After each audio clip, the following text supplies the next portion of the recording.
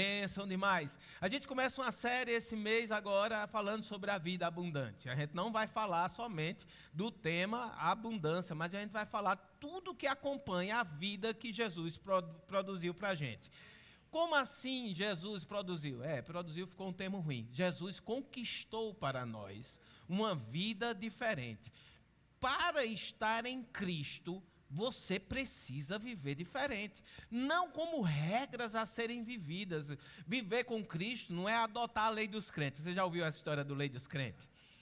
Não, porque eu não quero adotar a lei dos crentes. Como se fosse um livro de regra do que pode e o que não pode fazer.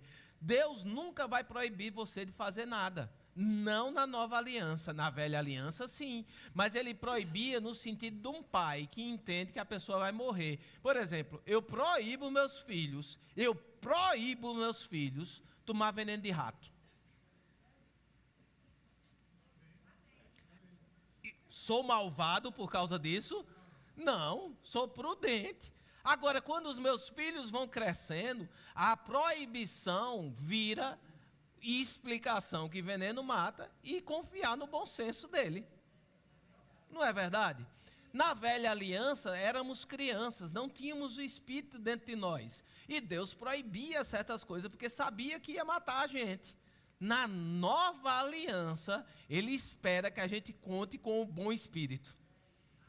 Que a gente seja recriado e a gente experimente. Não é porque eu não posso fazer, é porque eu não quero. Eu não preciso pecar para ser feliz. Eu tenho felicidade plena no Senhor. Amém? Por quê? Mas o pecado mata? Mata. O veneno continua matando. E ele vai entender, o meu filho hoje, que tem entendimento, que cresceu, que ele não deve tomar veneno de rato. Mas quando ele era pequeno, eu proibia ele. Meu Deus. Abra sua Bíblia e a gente vai ler lá em Mateus, em João capítulo 10. João no capítulo 10. João no capítulo 10, Jesus fala uma parábola e dessa parábola se determina o termo de vida abundante. E é engraçado que essa parábola, ela vem logo depois, em João capítulo 9, de uma passagem que eu acho sensacional. Obviamente não vai dar tempo de a gente ler essa e um dia eu vou falar. Eu já falei algumas vezes, quem já me escuta ministrando, eu já preguei sobre isso. Mas assim, é uma passagem que eu acho sensacional, porque Jesus cura um cego. O desdobramento de curar o cego é muito engraçado. Os fariseus dizem, primeiro é dizer, era cego ou não era? Né? Porque aí os fariseus chamam, você era cego, não era cego, era o cego. Aí uns diziam, era cego, a gente dizia, não é ele, é. Aí dizem, pronto, aí chegam à conclusão que o cara era cego. Chama até os pais. Os pais com medo dos fariseus, porque quem apoiasse Jesus era expulso da sinagoga, ele dizia assim, e aí, esse menino era cego? Dizia, uma coisa a gente sabe, ele era cego, nasceu cego e até ontem era cego. E quem curou ele? Quem curou? Não sei. Pergunta a ele, ele tem idade para responder. Então, uma vez que se determinou que ele era cego e foi curado, a segunda agora é saber se foi Jesus que curou e por quê, como Jesus curou. Aí eles perguntam, e eu acho sensacional, eles dizem aqui lá no verso 23, deixa eu dizer aqui. Por isso, interrogar, então chamaram, 24, verso 24, de João capítulo 9, 24, diz, então chamaram pela segunda vez um homem que fora cego e lhe disseram, dá glória a Deus, nós sabemos que esse homem é pecador, falando de Jesus, né? Que Jesus não pode ter sido Jesus que curou, foi Deus que curou, e na realidade foi Deus, mas através de Jesus é Deus. Então Jesus curando é Deus curando. Aí ele diz, esse homem é pecador, e ele responde, se é pecador não sei. Uma coisa eu sei. Qual é essa coisa que ele sabe? Eu tive uma experiência com ele. Eu era cego, e agora vejo. E olha como experiência é muito mais poderosa do que uma sapiência. Apenas saber de ouvir falar, saber de conhecimento, ele não segura a sua onda. Mas quando você tem uma experiência com Jesus, você pode estar na frente de quem for. E você pode dizer, olha, você pode falar o que quiser. O que importa é que eu era assim, e depois de uma experiência com Jesus, eu sou agora assim. A experiência, ela transforma você.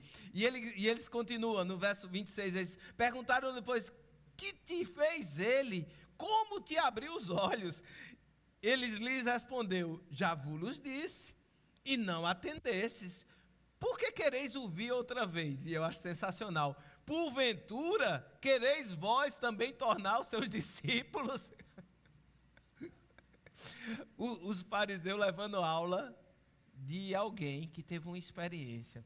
A experiência nos torna uma posição que a gente consegue ensinar sobre aquilo que a gente experimentou. Na realidade, no contexto de ensinamento, a gente sabe que o conhecimento por si só, passado, transmitido, ele tem uma capacidade de fixação mínima, mas o conhecimento experimentado, ele permanece dentro da gente. Existem graus de níveis de conhecimento. Um nível de conhecimento é eu dizer a você que ali, a poucos metros daqui, a menos de 1 quilômetro daqui, tem uma praia. E você vai saber, porque você confia em mim, e você diz, não, o pastor disse que a menos de 1 quilômetro aqui direto, você não conhece, você nunca veio aqui, tem uma praia. Segunda coisa é você caminhar esse menos de 1 quilômetro, chegar lá e ver a praia. Esse é o segundo nível de conhecimento, você viu com os seus olhos. Terceiro nível de conhecimento é no dia que ela estiver bem rasinha e sem tubarão, você ir lá e dar um mergulho nela. Esse terceiro nível de conhecimento sela, porque aí não é um conhecimento nem de ouvir, nem de ver, mas de experimentar. E esse nível de conhecimento que Jesus ele tem convidado eu e você a viver. Nós não precisamos saber do sacrifício de Jesus apenas como algo histórico. Nós precisamos vivenciar o sacrifício de Jesus nas nossas vidas pessoais. Porque Jesus não morreu simplesmente para te levar para o céu. E isso é muito bom, eu não estou dizendo isso. Paulo dizia, é infinitamente melhor morrer, partir e estar com Cristo. O céu é a esperança e a expectativa de todos nós, embora que nós não iremos morar no céu. A gente vai passar uma eternidade nos novos céus e nova terra, nova Jerusalém desce para a terra. Mas a expectativa da eternidade, ela é muito boa. Uma expectativa da eternidade com Deus, onde Deus será tudo em todos. Essa expectativa, ela é muito boa, e não pense que eu estou diminuindo isso, mas a gente não pode viver uma vida aqui na terra, pensando só naquilo que a gente vai experimentar no futuro, tendo função aqui na terra. Se fosse só para experimentar o que tinha no futuro, o aceitar Jesus aceitei Jesus, morreu. Porque se é só passar, para que viver esse tempo aqui na terra? E a gente vive esse tempo aqui na terra porque a gente tem uma missão. Qual é a missão? Trazer mais pessoas para essa vida. E qual é a pregação? A sua vida transformada. Eu não sei se você teve experiência com um crente chato. Eu tive um crente chato dentro de casa, minha irmã. Minha irmã foi a primeira que se converteu, mas quando ela se converteu, ela era a crente mais chata do universo, porque a gente sabia quem ela era. Agora tu é santa, de uma hora para outra. Por que que ela não tinha a vivência, a gente não tinha a experiência da vivência da transformação, mas a gente tinha a vivência da ciência da transformação. E ela ficava falando algo teórico, mas essa mesma irmã, que um dia foi uma crente chata, pela transformação da palavra, se tornou numa crente verdadeira, e ela não pregava mais com a palavra da ciência, mas ela pregava com a vida dela, ao ponto de todos nós sermos convertidos. Todos nós fomos influenciados por essa conversão. Todos os irmãos são crentes, minha mãe é crente, e meu pai também aceitou Jesus, embora que não seja um frequentador de igreja, mas aceitou Jesus. Então, todos nós, uma família inteira impactada, não por uma ciência, mas por uma experiência. E aquela irmã que a gente dizia, de modo nenhum tu mudastes. Um dia desse tu estava no forró, como é que tu agora tu acha que vai convencer quem? Mas a vivência dela, a experiência dela, a transformação dela impactou a vida da gente de uma maneira tal que a gente desejou ser transformado. E essa transformação faz com que pessoas desejem aquilo que você tem. Pessoas não desejam aquilo que você fala. Pessoas desejam aquilo que você tem. Porque eu posso falar 1000 coisas, mas nunca tem poder de convencimento. Agora, vivência tem poder de convencimento. Eu desejo o que você é, eu desejo o que você tem, eu quero esse Jesus. Eu sabia quem tu era, tu hoje é muito melhor. Se o Jesus conseguiu consertar tu, porque a gente sabe quem a gente era, a gente sabe de onde a gente veio, a gente sabe que não é nosso. É dele, é ele que faz. E em meio a isso daí, os fariseus se levantam com raiva de Jesus, porque Jesus começa a falar que pior é o cego, é aquele que não quer ver. Ele fala quase isso, né? Se você fosse cego, teria menos juízo sobre você, mas vocês têm tudo para ver e não veem. Então, em cima dessa construção, é que Jesus inicia a parábola que começa no capítulo 10, no verso 1. E ele diz, em verdade vos digo, o que não entra pela porta no aprisco das ovelhas, mas sobe por outra parte, esse é ladrão e salteador. E ele continua explicando, falando, ele não está explicando, ele está dizendo a parábola. Aquele, porém, que entra pela porta, esse é o pastor das ovelhas. Para este, o porteiro abre, as ovelhas ouvem a sua voz. Ele chama pelo nome as suas próprias ovelhas e as conduz para fora. Depois de fazer sair todas as que lhe pertencem, vai adiante delas e elas o seguem, porque lhe reconhecem a voz. Eu acho muito interessante que esse reconhecimento da voz, ele depende de intimidade e relacionamento. Sem intimidade e relacionamento, você não reconhece a voz no meio das vozes. E quando você reconhece, quando você tem intimidade e reconhece a voz, você obedece àquela voz e não às outras vozes. Mas a gente chega lá. Mas de modo nenhum seguirão o estranho, antes fugirão dele, porque não conhecem a voz dos estranhos. Verso 6 diz, Jesus lhes propôs essa parábola, mas eles não compreenderam o sentido daquilo que lhes falavam. Verso 7, Jesus, pois, lhes afirmou de novo, em verdade vos digo, eu sou a porta das ovelhas. O engraçado é que ele começa dizendo que ele é a porta, mas lá na frente, no verso 11, ele diz, eu sou o bom pastor. Você percebe que tem duas figuras que Jesus se identifica como. Primeiro, ele se identifica como a porta. E depois, ele se identifica como o bom pastor. O que é que a porta faz e o que é que o bom pastor faz? E a gente precisa entender a diferença de cada um delas. O que ele falou é que antes no aprisco não havia essa porta. E todos que tinham se chegado para tentar arrebanhar, ou para tentar cuidar, ou para tentar se aproveitar do rebanho, não era realmente aquele que tinha sido enviado. Após Jesus, agora a porta foi estabelecida. Então o problema antes não era o pastor existir ou não existir, não existia a porta. Quando Jesus olha para a multidão, ele diz o quê? São como ovelhas que não têm pastor. Qual é o problema da nossa vida antes? Não ter pastor, não ter direção, não ter voz para ser reconhecida. E uma vez que você não tem uma voz para reconhecer, a gente vive à mercê das outras vozes. Porque quando você reconhece a voz do pastor, as outras vozes perdem força. E essa é a grande questão. Mas eu vivia antes de ter Jesus de qualquer maneira, uma vida meia louca. Eu fazia o que estava na telha, sim, era antes. Mas agora, estabelecido o pastor, existe a possibilidade de uma voz suprema abafar as outras vozes, ao ponto dela não encontrar eco em você. Como é que eu abafo as outras vozes? Como é que eu abafo as vozes que o mundo se levanta das minhas antigas paixões? Focando na voz do pastor. Quando você passa pela porta, você se torna habilitado a escutar a voz do pastor.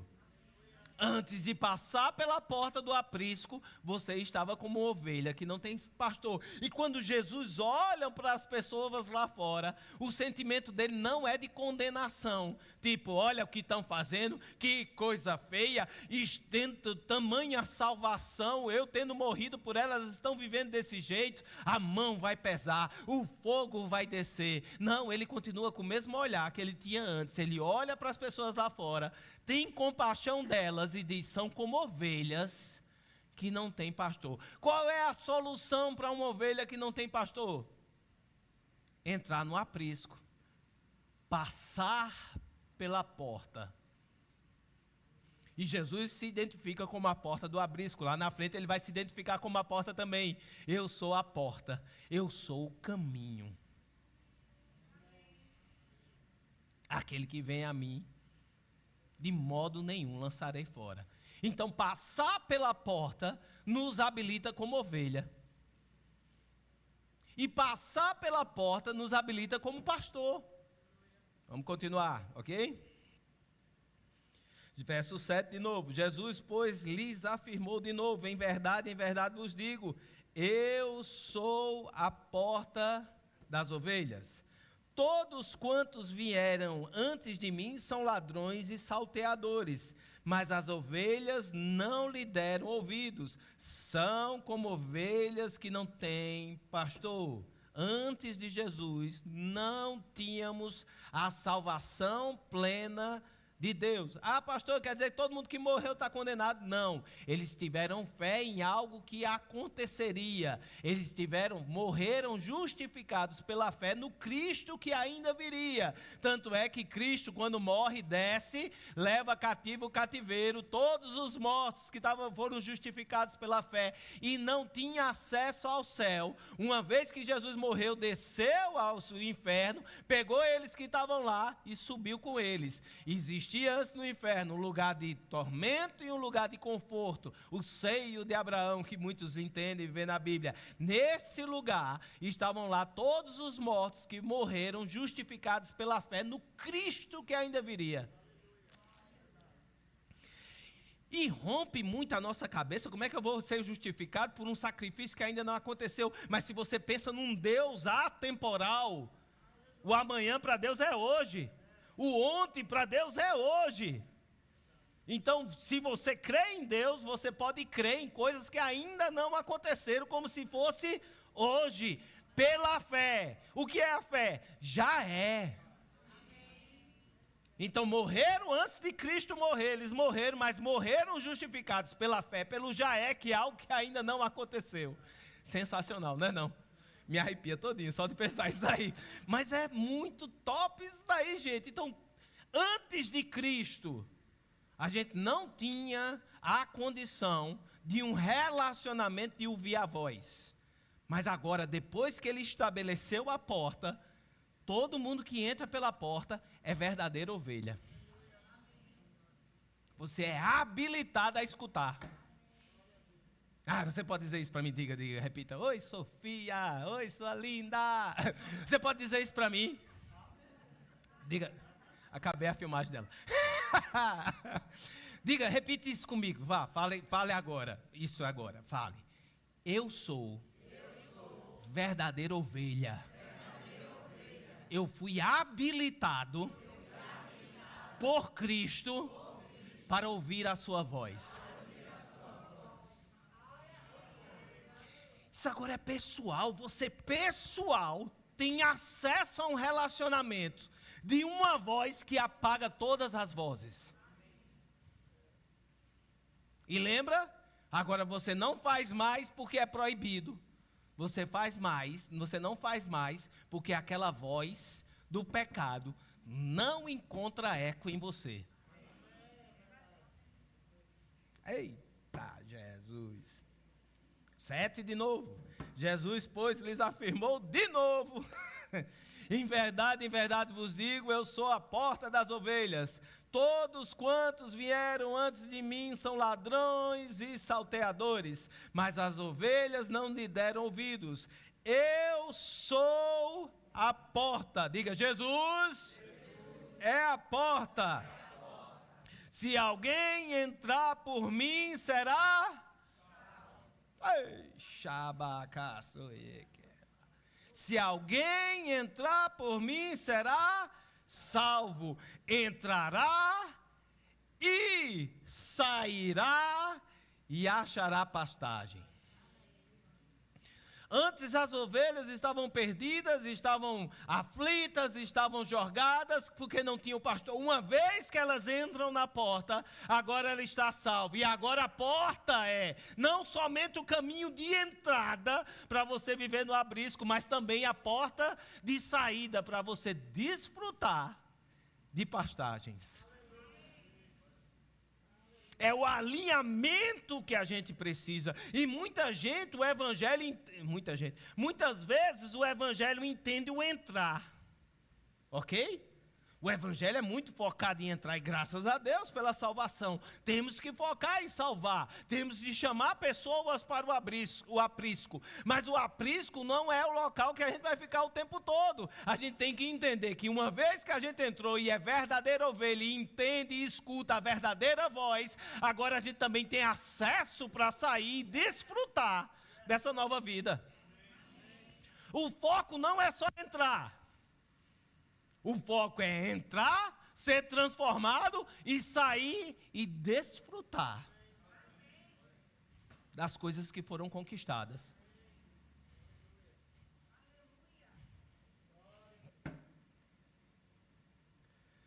Verso 10. Aí fala do ladrão. O ladrão miserável vem somente para roubar, matar e destruir. A gente tem como uma referência o ladrão aqui ser o Satanás, ok?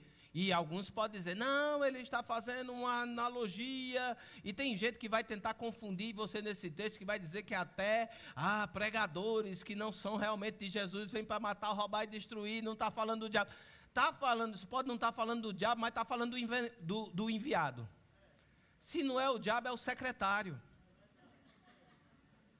O que você precisa entender é que o ladrão não tem associação com o Jesus. O ladrão nem na porta passou, porque lá atrás ele vai dizer, todo mundo que quer acessar o aprisco que não seja pela porta, é ladrão e salteador. Então o ladrão não teve a experiência da passagem pela porta. O ladrão não tem associação com Jesus. E Jesus diz, vamos embora. Numa passagem do evangelho, ele diz, vamos embora, porque o príncipe desse mundo está chegando e eu não tenho associação com ele. Então o ladrão aqui, se você não quiser que seja o Satanás, é o secretário dele. Mas o que a gente precisa entender, que o ladrão não tem associação com o Cristo. Ele não passou pela porta.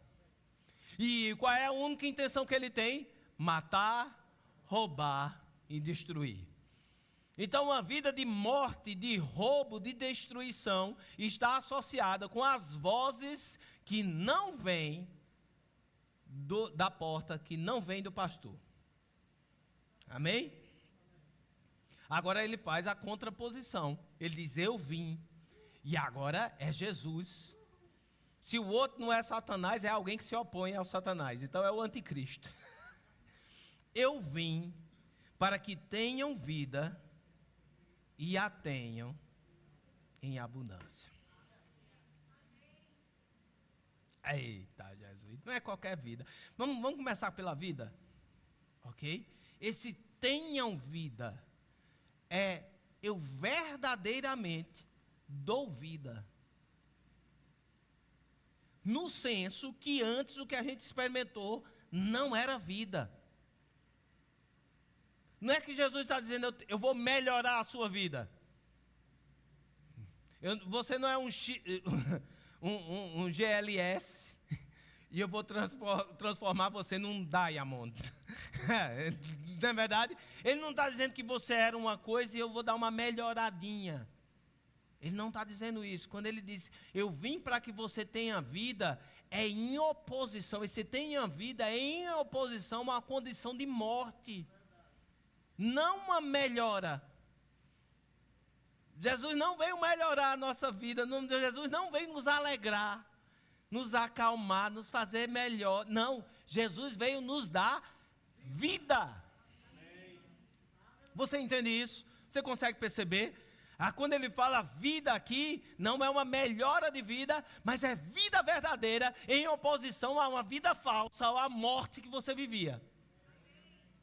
Então eu vim para que você tivesse vida. E deixa eu dizer um negócio, em abundância. A vida abundante, ela não é simplesmente uma questão de você ter para autossatisfação, mas é de você ter para compartilhar. Uma vida abundante passa a ideia de transbordar, tocando quem está do seu lugar. Passa a ideia de copo transbordante que molha todo o seu redor. Sabe aquelas mangueiras que são só tem duas negócios, desligada e muito ligada, né? Que tem aquelas pressão muito grande, e só tem um botãozinho que você não consegue dosar. Tem vezes que eu estou com a mangueira daquela que eu quero dar uma limpada nas coisas, que você vai com a mangueira e vai tentando dosar ela, vai assim, né? Com a mangueira, que ela faz com a pressão muito forte, bate no negócio e molha você, molha o negócio tudo ao redor. Você entende? Você não consegue controlar, você não consegue fazer conta-gota. É lógico, se você tem alguma coisa para fechar, você fecha e controla. Mas aqui tem a pressão aberta, você não consegue controlar. Então você limpa, você consegue até limpar o que você quer, mas você toma um banho junto. É dar banho na cachorra feia no chuveiro? Toma banho eu e ela. Porque eu não consigo controlar o negócio, a água caindo lá e ela fazendo aquele negócio. Sai molhado, os dois tomam banho. Esse é o conceito de abundância na nossa vida.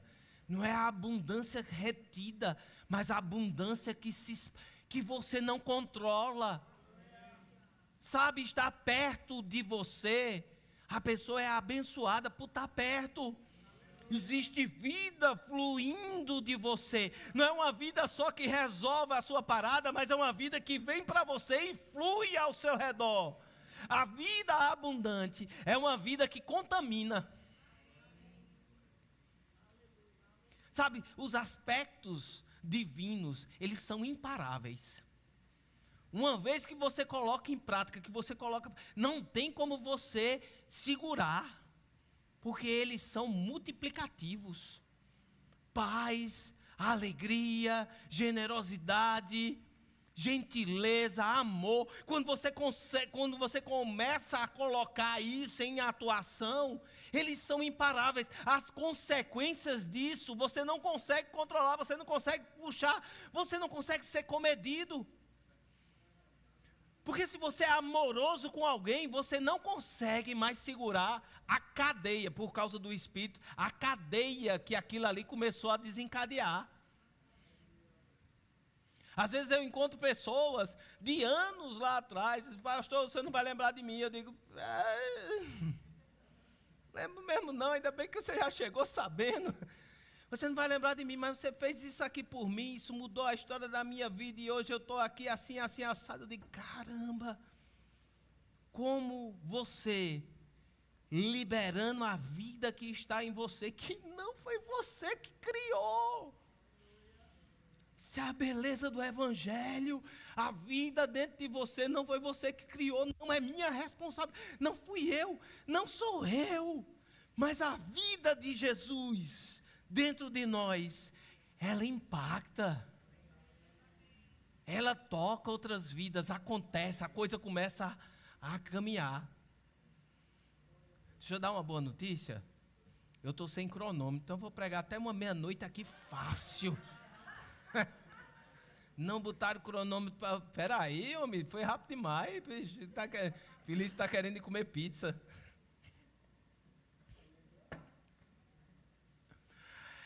Vocês tenham em abundância. Esse em abundância, no original, é um nome de menino bonito, é Perissus. Não tem perilo, pode ter um Perissus também, né? Mas olha só, entre as definições de abundância, tem aqui algumas que eu acho legal, que excede abundantemente, supremamente, algo a mais, muito mais que tudo, superior, extraordinário, excelente, incomum, preeminente, vantajoso, mais que extraordinário, mais que excelente. Essa é a vida que Deus tem para a gente. Aí eu te pergunto, qual é a nossa experiência com essa vida abundante? O que nós temos experimentado? Qual é a nossa realidade? Porque aqui a gente está junto de um bocado de santo, um bocado de crente, numa igreja boa, confortável. Às vezes a gente vai fazendo coisa, você vê, ai, a igreja ficou top, um telão, meu Deus do céu. Teve um negócio da família aqui, um culto de família que vieram assistir o jogo aqui. Assistiram o jogo, rapaz, parecia que estava no campo, não sei o que, bonito demais, as coisas. Então você tem experiências aqui que elas não se reproduzem em casa. Será que a vida abundante que Deus conquistou é só para você ter uma experiência boa dentro de uma igreja, de um prédio? Essa vida abundante, ela precisa ser reproduzida onde você está. Porque como eu lhe falei, a vida que você recebeu, ela é multiplicável. Ela precisa ser reproduzida dentro da sua casa. Você precisa ver aspectos da vida abundante dentro do seu lar. Tem tantas pessoas que chegam aqui e dizem, pastor, eu sinto uma paz quando eu estou na igreja. Essa paz, ela precisa ser multiplicada na sua casa. Pastor, quando eu venho para a igreja eu fico muito feliz. Essa alegria precisa ser multiplicada na sua casa. Rapaz, nessa igreja tem uma unção de Torá. Essa unção precisa ser multiplicada na sua casa. Você precisa ter experiências dessa vida abundante aonde você chega, porque ela te acompanha. Deixa eu dizer um negócio, a unção dessa igreja é resultado da coletividade. A gente junto manifesta uns ambientes que são incomuns, é verdade. Porque é um somatório. Porque a gente está aqui, a gente se soma. Não é o prédio em si, embora que seja consagrado, embora o ambiente dos santos modifique o local, mas o local da sua casa também deve ser impactado pelos santos. Quantos são seus dentro de casa? Lá em casa são 5. A gente precisa impactar. No apartamento você precisa andar e ver que tem uma coisa diferente. Por quê? A vida abundante acompanha a gente. Não é uma experiência de culto, é uma experiência de vida. Ela precisa estar em você. Mas como é que fazemos? Como vamos fazer? E aí, Deus continua nos ensinando. Verso 11. Eu sou o bom pastor. O bom pastor dá a vida pelas ovelhas. Jesus, uma vez identificado como a porta, agora ele se identifica como o bom pastor. Ele é a porta por onde a gente entra, mas uma vez que a gente entra, agora ele não é mais somente uma porta, porque a porta é para entrar. Ele é a voz. Lembra o que é importante no pastor? A voz. Qual é o aspecto que é destacado? Eu sei que Salmos se destaca o cajado e a vara, né? Ainda que eu ande pelo vale da sombra da morte, não temerei mal algum, porque o teu cajado e a tua vara me consolam, ok? Então, o cajado e a vara na velha aliança era o que era destacado. Na nova aliança, o que é destacado é a voz, porque a voz é o primeiro mecanismo de defesa. O pastor, quando chama, as ovelhas se ajuntam. E só existe efetividade no cajado e na vara no ajuntamento. Na ovelha que está longe eu não consigo. Não é bumerangue? Para eu acertar o lobo? Então qual é o primeiro mecanismo de defesa? O ajuntamento. Escutar a voz e estar junto. E aí, na esfera da atuação da vara e do cajado, a gente é consolado. O que é que Jesus proporcionou? Acesso. Escutar. Que voz? A dele. Ele proporcionou a habilidade de ouvir a voz dele. Eu sou o bom pastor. E o bom pastor dá a vida pelas ovelhas. E ele fez o quê? Deu a vida por nós. Aí ele faz uma comparação, e a gente já vai começar a encerrar. Ele fala sobre o mercenário. O mercenário não tem compromisso, as ovelhas não são dele. E ele diz, o mercenário que não é pastor, a quem não pertence as ovelhas, vê vir o lobo, abandona as ovelhas e foge. Então o lobo arrebata e dispersa. O mercenário foge porque é mercenário e não tem cuidado com as ovelhas. Verso 14, eu sou o bom pastor, conheço as minhas ovelhas e elas conhecem a mim.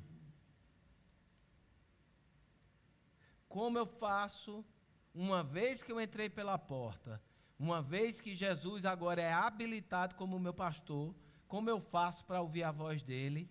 Relacionamento. E tu percebe que a gente roda e volta para a mesma cantiga de grilo. Tenha experiências pessoais com o Espírito Santo de Deus. Aprenda a ouvir a voz que você foi habilitado a escutar. E aí vai começar a ser verdadeiro dentro de você. Se você aprende, como é que aprende? Conhece. Eu sou o bom pastor, conheço as minhas ovelhas e tem uma contrapartida, gente. O dia que a gente entrou pela porta, o dia que a gente disse sim para Jesus, a gente foi formalmente apresentado a Ele como ovelha. Ele já nos conhece, mas só Ele nos conhecer não resolve a parada. A gente precisa conhecer Ele. Se você não criar intimidade com a voz, se você não criar intimidade com a voz do seu pastor, você vai andar disperso. E ele ainda vai olhar para você e vai dizer, essa aí até pastor tem, mas não ouve, e miserável. Aprende a escutar, aprende a ouvir a voz, tira tempo em conhecer. Como é que eu conheço Jesus? Leia a sua Bíblia e escute, tenha tempo com o Espírito Santo que habita dentro de você.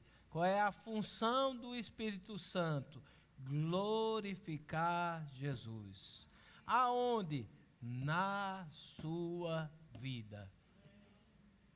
Você precisa ganhar tempo, não é gastar tempo. Você precisa ganhar tempo, orando em outras línguas, escutando a voz do Senhor. Assim como o Pai me conhece, a mim, eu conheço o Pai, eu dou a minha vida pelas ovelhas. Ainda tenho outras ovelhas, e aí ele está expandindo, porque aqui ele está falando para os judeus. Não deste aprisco, a mim me convém conduzi-las, elas ouvirão a minha voz, então haverá um rebanho e um pastor. Às vezes me perguntam, pastor, como é que é ser pastor presidente agora da igreja? Eu disse, não sou pastor presidente. Não, pastor, não, sou pastor auxiliar. Você é pastor auxiliar de quem? De Jesus, o nosso supremo pastor. Nós estamos aqui só auxiliando ele. O relacionamento que você precisa ter é com Jesus, meu amigo. Não adianta ter só um relacionamento comigo, que eu só sou o auxiliar. Comigo vai ser bom. Eu me acredito ser uma pessoa que vale a pena você se relacionar. Meu coração é transformado por Jesus. O Espírito Santo já derramou o amor dele. Você vai provar do amor de Deus através da minha vida, porque eu sou transformado por essa palavra. Mas a quem você deve ter um relacionamento entregue 100% é com o Supremo Pastor, com Jesus Cristo. E aí a gente consegue escutar dos representantes e escutar a voz de Cristo naquilo que a gente foi plantado para viver na igreja onde a gente está. Amém? Deus é bom, queria chamar o grupo de louvor, vamos tirar um tempo de oração. Deus é bom. Durante todo esse mês, a gente vai aprender as realidades da nova criação, as realidades da vida abundante em Cristo Jesus. E eu creio que vai ser bênção demais. Amém? Curva a sua cabeça, eu quero orar por você.